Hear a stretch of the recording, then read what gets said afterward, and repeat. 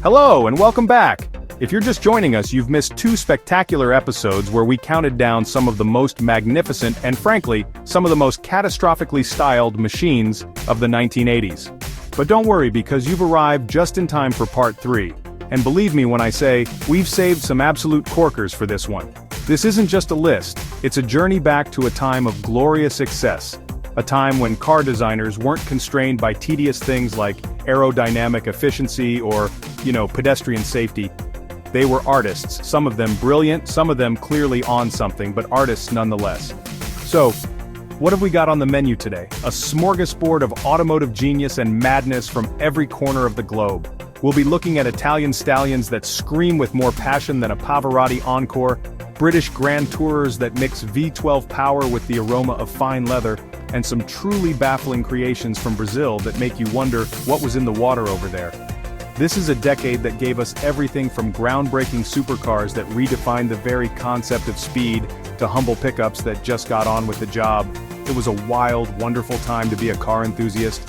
Right then, enough of my waffling. It's time to get on with it. Fasten your seatbelts, adjust your mirrors, and prepare for a dose of pure, unadulterated 1980s nostalgia. We're diving headfirst into another chapter of our epic countdown, where we'll separate the truly cool from the merely driven by geography teachers. This is part 3 of the 25 coolest cars of the 1980s. Let's begin.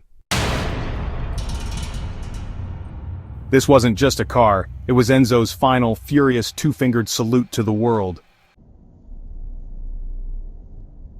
A secret project for a sultan, this was a Testarossa wearing a fantastically futuristic spacesuit.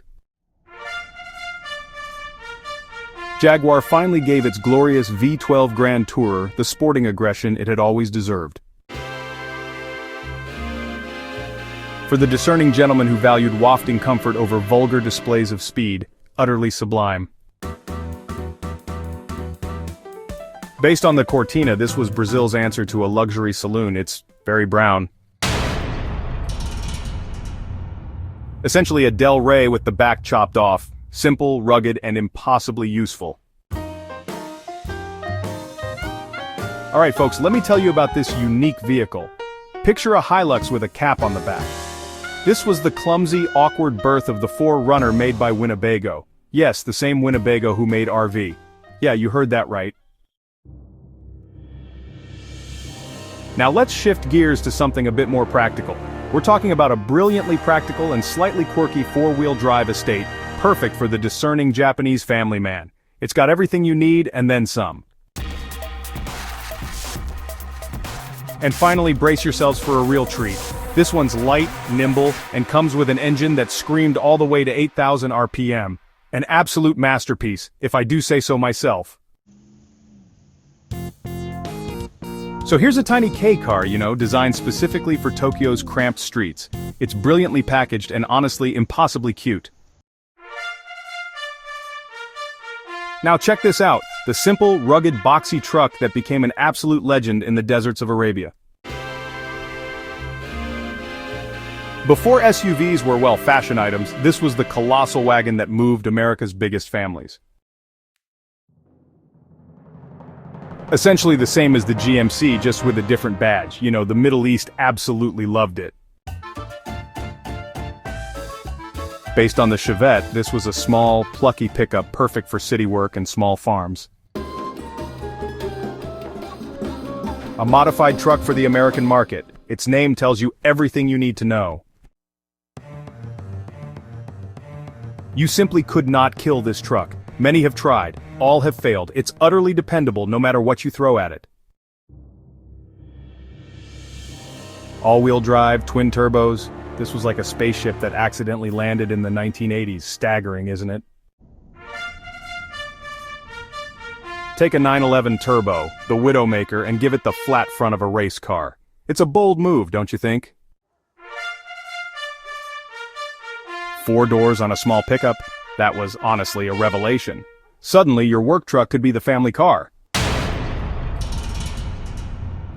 The Land Cruiser's arch nemesis, a brutally effective off-roader that would, climb up anything. While others used lumpy pistons, Mazda gave us the smooth, high-revving magic of a rotary. So, here's something cool, a badge-engineered Ford Bantam. This was the small, beloved pickup known locally as a Bakkie.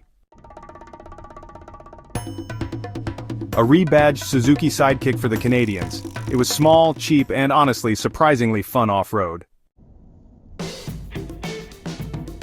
Most GTAs were hatchbacks. The ultra-rare notchback looked leaner, meaner, and yeah, much cooler. A big rear-wheel drive German saloon with a straight six and a limited slip diff. Yes, please. And on that bombshell, we have to end it for today. We've seen some true titans of the industry, from the godlike Ferrari F40 to the technologically baffling Porsche 959. We've also seen some other things. Cars from Brazil and South Africa that prove ingenuity isn't limited to the big players in Italy and Germany. The 1980s was a decade of incredible diversity, a wild west of automotive design where anything felt possible, and often was. It was a time of pop-up headlights, digital dashboards, and turbochargers bolted onto absolutely everything. What a magnificent journey it's been so far. But we are not done yet. Oh no. The well of 80s coolness is deep, and we still have one more part to go. There are still some absolute legends we haven't even touched on yet, cars that defined genres and captured the hearts of millions. So the big question is, which one from today's list set your heart aflutter? Was it the raw power of the Trans Am or the understated brilliance of the Opel Omega? I have my opinions, and they are, of course, the correct ones. Let me know your thoughts, however wrong they may be, down in the comments section below. Argue amongst yourselves, tell me what I've missed, and tell me which car was your absolute favorite. And while you're there, do be a good chap and hit that subscribe button and ring the little bell. You won't want to miss the grand finale, part 4, where we will conclude this epic countdown. Thanks for watching, and see you next time.